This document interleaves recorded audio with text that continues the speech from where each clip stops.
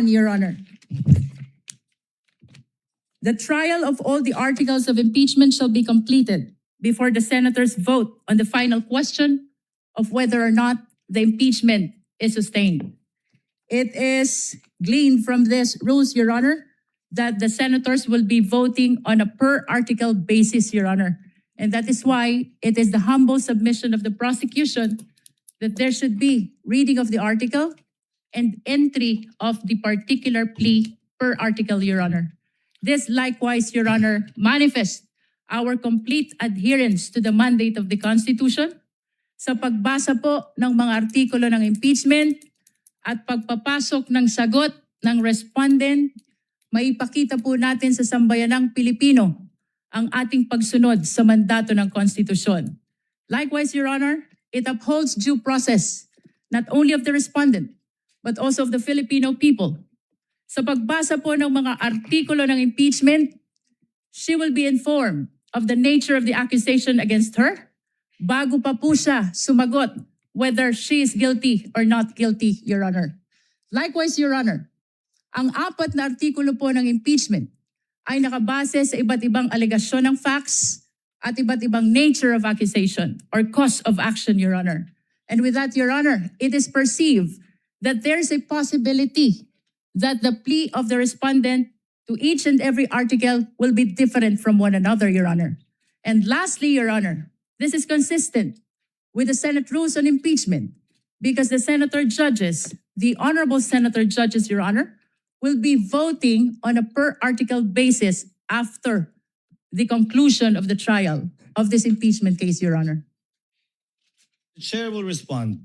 Unless the counsel for respondent would like to say something about the motion of the distinguished lead prosecutor. Yes, Your Honor, may I comment? The lady may proceed. Before the presiding officer can rule on the motion or request of the lead prosecutor. But before I give my comment, may I just clarify if the lead prosecutor is now making a motion to arraign the respondent accused. Your Honor, whether this is arraignment or otherwise, the motion of the prosecution is very much consistent with the Senate rules on impeachment. I think the question, Your Honor, is very simple. As I have It's mentioned, Your answerable by Honor. yes or no, Your Honor. Rule Is the 7, lead prosecutor, Rule 9, is the lead Let this prosecutor not be a debate between the requesting councils. for the respondent accused to Counsel be for arraigned, Your Honor? respondent, kindly make your comments and avoid asking questions from the counsel for the prosecutor. We will recognize the counsel for respondent for her comments on the motion and the manifestations made by the lead prosecutor for the House. You may proceed, ma'am. Thank you, Your Honor. I believe I have a standing question to the lead prosecutor, and I would like to ask her for the legal basis for requiring the respondent to be arraigned today. Because, Your Honor, I note that in her request earlier and manifestations given for the respondent to be arraigned today, she cited Rule 7, Rule 9, and Rule 21.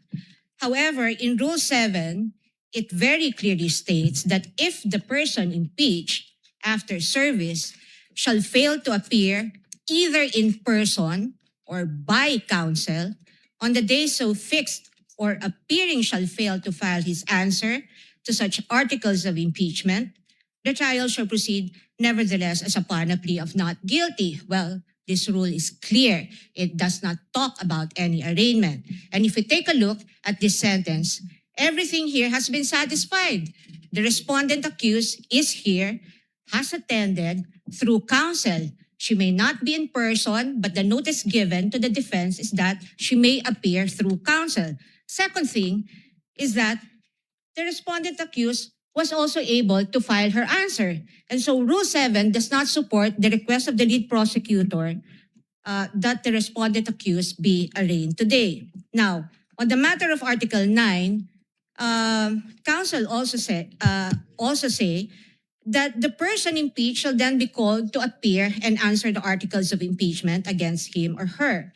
And if he or she appears, or any person for him or her, the appearance shall be recorded, stating particularly if by himself or by agent or counsel naming the person appearing in the capacity in which or he appears. If he or she does not appear, either personally or by agent or counsel, the same shall be recorded. And for all intents and purposes, respondent is present today through counsel. There is also nothing in Rule 9 that requires the reading of a 23-page articles of impeachment, which will be a waste of judicial time. Now, finally, under Rule 21, Your Honor, may I just correct the manifestation earlier by counsel, because it would seem to me, unless a reading of the transcript would say that I'm mistaken, but I seem to have heard the lead prosecutor claim that the voting on the articles of impeachment will be per article. Well, that's true, but the first sentence of Rule 21 says, the trial of all the articles of impeachment shall first be completed before the senators vote on the final question on whether or not the impeachment is sustained. Now, honestly, I do not see how Rule 21 is related to the motion now being requested or propounded by the lead prosecutor.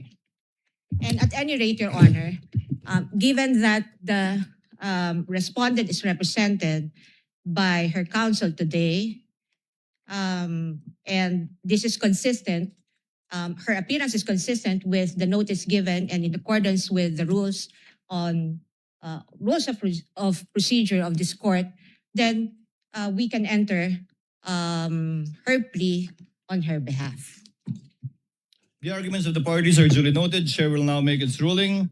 The articles of impeachment were deemed read and spread into the records when it was referred by the Senate to the Committee on Justice for the proper issuance of summons. And a plea of not guilty will only be entered in accordance with our rules in behalf of the Vice President if she does not file an answer. But in this case, she has filed an answer and in fact has appeared through counsel. Insofar as the reading of the articles of impeachment is concerned, it will be done at the final resolution of this case when it is put to a vote by the senator judges, where each article of impeachment will be read before a vote shall be taken thereon. For those reasons, the motion is denied, and the lead prosecutor, Representative Luistro, may proceed with her opening statement. Kindly be mindful of the clock. And before recognizing you, ma'am, may I remind the counsels for the parties to kindly address the chair with respect to anything and everything they want or wish to say before the court, and not to address each other. The lady may proceed. Representative Luistro, you are recognized, and you have 15 minutes for your opening remarks. We thank the court, Your Honor.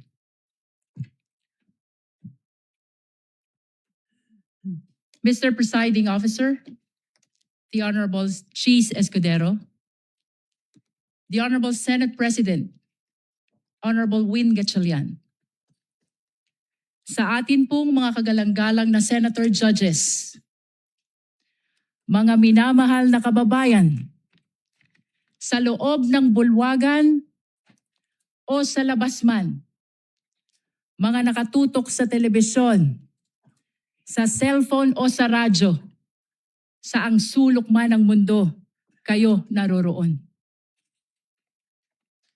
Maraming Pilipino ang nagtatanong ngayon, bakit mahalaga ang paglilitis na ito? Ano ang kaugnayan nito sa buhay ng ordinaryong Pilipino? Lubos po naming nauunawaan ang mga tanong na yan. Sa katunayan, may isang driver na nagtatanong, paano sasapat ang kita sa pasada upang mapakain niya ang kanyang pamilya? May isang OFW na nagtatanong, hanggang kailan kailangan lumayo upang mapaaral niya ang kanyang mga anak? May isang guro na nagtatanong, paano pagkakasyahin ang kanyang sahod sa dami ng utang na hinuhulugan? May isang manggagawa na nagtatanong, hanggang kailan magtitiis sa pansamantalang trabaho at kakarampot na sweldo? Sa unang tingin, maaring sabihin na malayo sa buhay nila ang paglilitis na ito. Ngunit hindi. Hindi po. Sapagkat ang usapin ngayon ay patungkol sa isang bagay na pag-aari nilang lahat. Ang kanilang pera, ang kanilang tiwala, ang kanilang karapatan na maningil ng pananagutan mula sa mga pinuno na kanilang pinagkatiwalaan. Kapag ang isang empleyado ay nagkamali ng paggamit ng pera ng kumpanya, siya ay pinagpapaliwanag. Kapag ang isang barangay treasurer hindi maipaliwanag ang nawawalang pondo, siya ay iniimbestigahan. Kapag ang isang principal ay naglustay ng pera ng bayan, kahit 5,000 lang yan, siya ay pinaparusahan. Natural lamang na magtanong ang sambayanan kung ang ordinaryong Pilipino ay pinapanagot. Bakit hindi ang pinakamakapangyarihan na opisyal ng pamahalaan?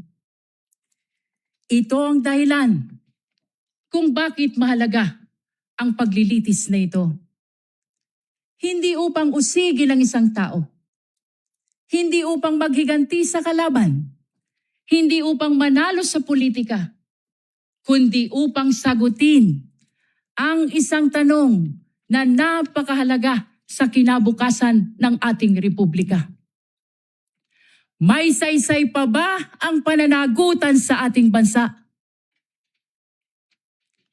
Sapagkat ang kasong ito ay higit at lampas sa sino mang opisyal. Higit at lampas sa anumang partido. Higit at lampas sa alinmang administrasyon. Your Honors, the framers of the Constitution understood that there may come a day when extraordinary power would be entrusted to extraordinary office. They also understood that there may come a day when trust would be broken.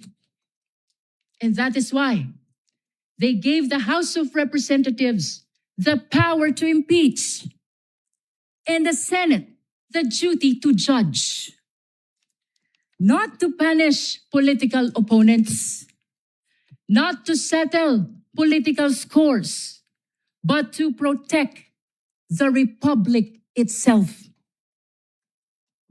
That is why the Constitution declares public office is a public trust. Ang kapangyarihan ay hindi pag-aari ng sino mang opisyal.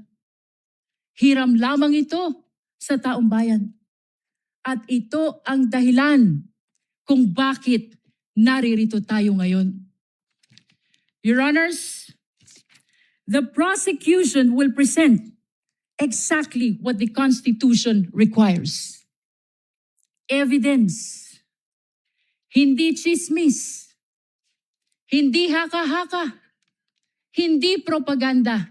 At lalong hindi SOCMED narrative. Evidence. Official records.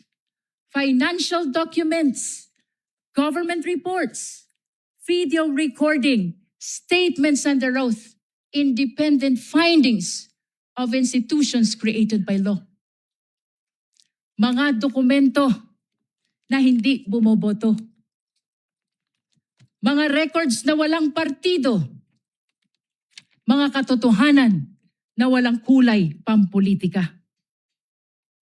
Sa unang tingin, maaring magmukhang magkakahiwalay ang 4 articles of impeachment.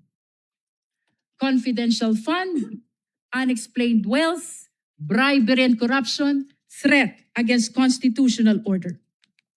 But these are not 4 separate stories.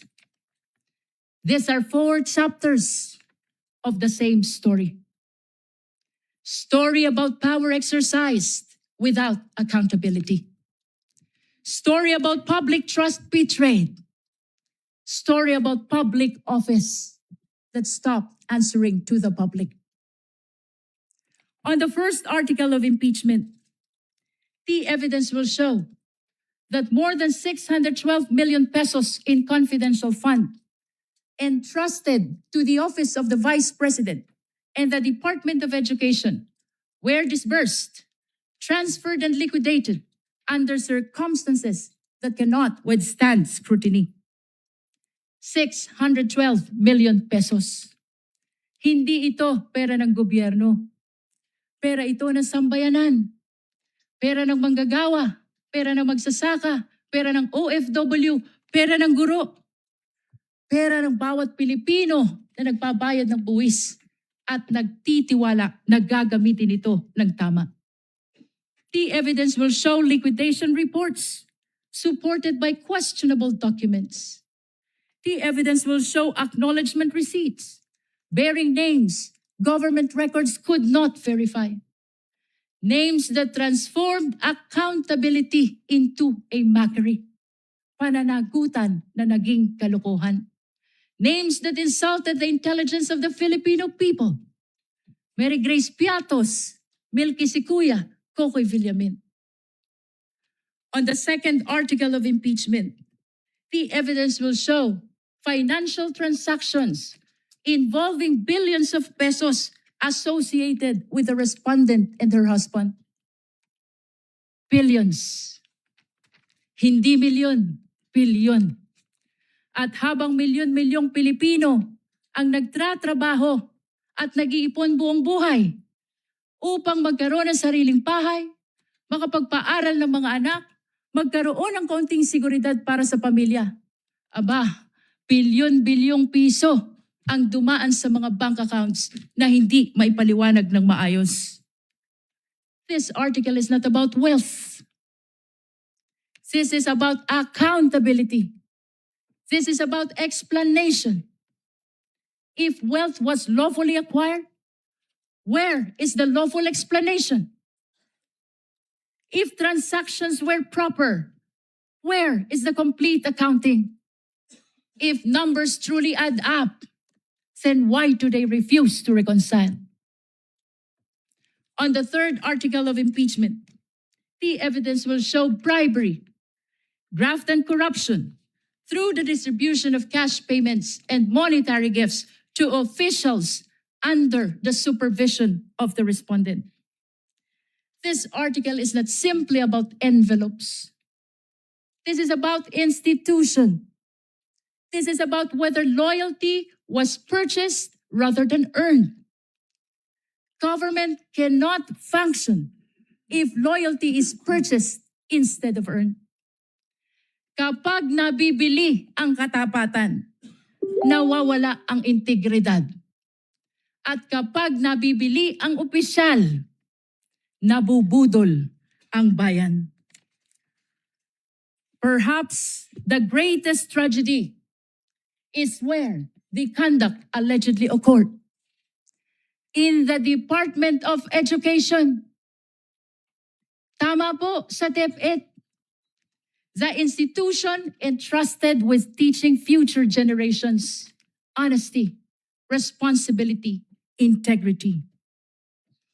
On the fourth article of impeachment, the evidence will show culpable violation of the Constitution, high crime, betrayal of public trust through conduct that threatens constitutional order.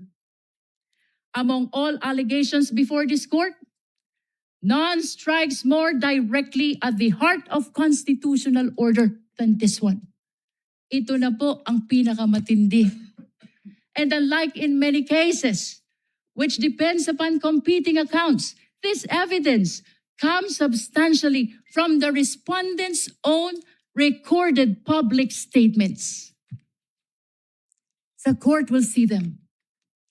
The court will hear them. The court will judge them. Public officials may disagree. We may criticize one another. They may compete fiercely for power. That is democracy. But democracy ends when violence begins.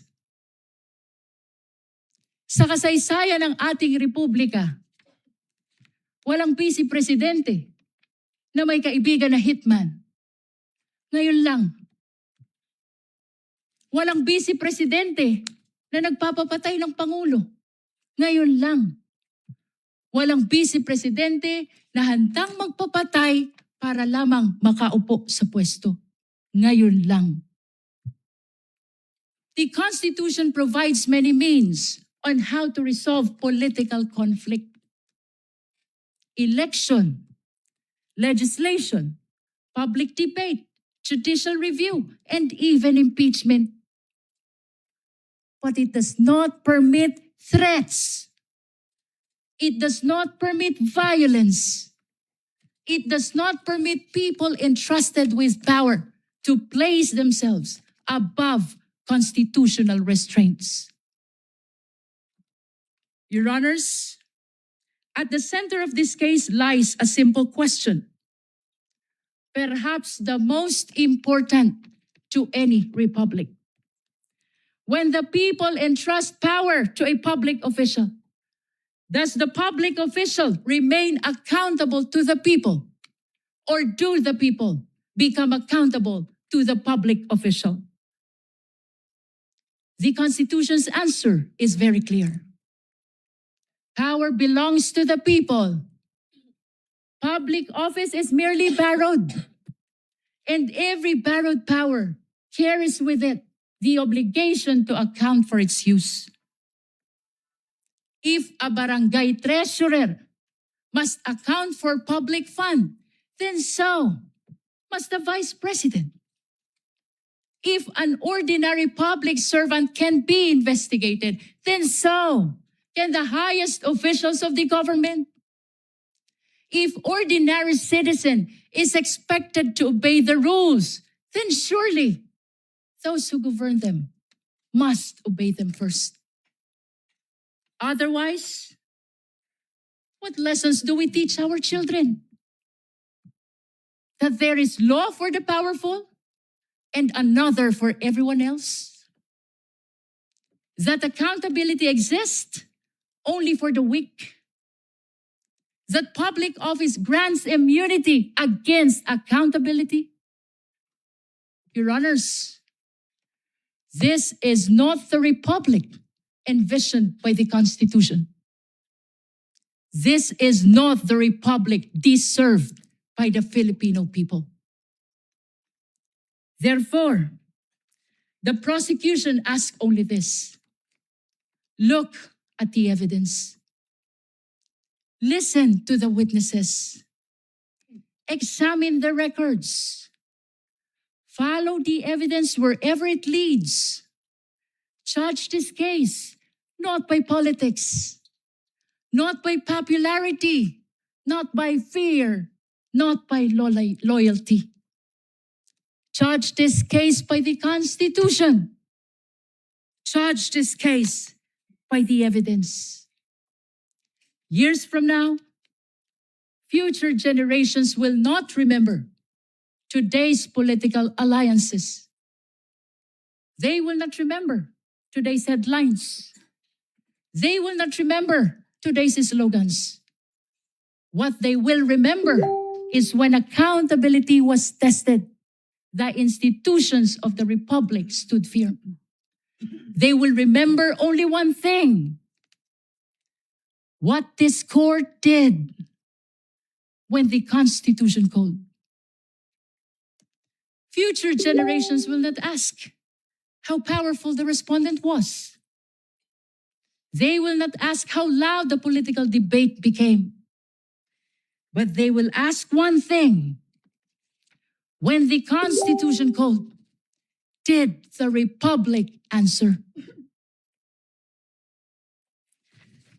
Your Honors, this is that office must truly remain a public trust. This is the moment when the Republic must demonstrate that laws are applied equally to the powerful and the powerless alike. At matapos marinig ang mga saksi, matapos masuri ang mga dokumento, matapos matimbang lahat ng ebidensya, ang prosekusyon ay naniniwala at naninindigan, isa lamang ang maliwanag na konklusyon. Ang tiwalang ipinagkaloob ay nilabag. Ang kapangyarihang ipinahiram ay inabuso. At ang konstitusyon mismo ang humihingi ng pananagutan. Amid the clarity of the mandate of the Constitution, political noise continues. Political squabbles continues. Political division continues. Please, let me conclude. Salus populi est suprema lex. The welfare of the people is the supreme law. Thank you, Your Honor. The opening remarks of the prosecution through the lead counsel is duly noted. Opening remarks for the respondent. Counsel for respondent has 15 minutes and we will give you the same latitude we gave. Counsel for the prosecution for an additional 3 minutes should you so need it. You may proceed, ma'am. Thank you, Your Honor. Your Honors, fellow Filipinos, good afternoon. As we begin today the impeachment trial of the Vice President, and in the days ahead, this court will undertake its constitutional task of receiving and weighing the parties' evidence, and ultimately to decide whether these pieces of evidence justify either a judgment of conviction or acquittal, guided only by its members' conscience and their solemn oath to do impartial justice. The present undertaking of this court, therefore, not only carries the weight of the Constitution, but also the imprint of our nation's history, because the Filipino people have shown that they never forget. We, as a nation, never forget. But why is the act of remembering important? What does it matter to our history and to ordinary Filipinos? Because in this trial, the prosecution proposes that we unseat the Vice President elected to office by more than 32 million Filipino people, more than the number of votes cast for the sitting president, and much greater than any of the votes secured by each of the members of the House of Representatives who now are here to prosecute her and seek to undo this people's choice. Sa makatwid, ang malinaw na layunin sa likod ng mga paratang na ito ay ang pagpapatalsik sa isang vice-presidenteng inihalal ng mahigit 32 milyong Pilipino at bunga ng kanilang malayang pagpapasya. Whatever one's political persuasion is, the reality is that the prosecution now comes before this court to remove a vice president chosen by an overwhelming number of the electorate. You all have heard the prosecution say repeatedly that this is because they seek accountability, that the people have a right to hold their leaders accountable. This is not a matter of debate. Indeed, the people have a right to demand accountability from their leaders. What we have yet to hear from the prosecution, however, is this. When the Constitution declared under Section 1, Article 11, that public office is a public trust and that public officers and employees must at all times be accountable to the people, serve them with utmost responsibility, integrity, loyalty, and efficiency, act with patriotism and justice, and lead modest lives, the Constitution does not only speak to the Vice President. It also demands the same standards from the prosecutors. Being public officers themselves, the public prosecutors and the members of the House of Representatives are also held to the same constitutional standard. And so we must remember what history tells us. This is not the first time that members of the House of Representatives have attempted to remove the Vice President, and in a manner not compliant with the Constitution. In a July 25, 2025 decision, the Supreme Court unanimously declared in Duterte versus House of Representatives, GR numbers 278353 and 278359, that the impeachment proceedings in the House of Representatives were tainted with grave abuse of discretion, rendering the articles of impeachment that the House transmitted last year to the Senate as void ab initio. Early this year, the Supreme Court unanimously denied with finality the House of Representatives' motion for reconsideration of that decision, with a reminder that while impeachment is a powerful democratic process to call out corruption and grave abuse, impeachment can be abused, and that impeachment should never be abused to maintain the hegemonic dominance of greed by shaming those who occupy high government positions into preventing them from doing what they were sworn to do.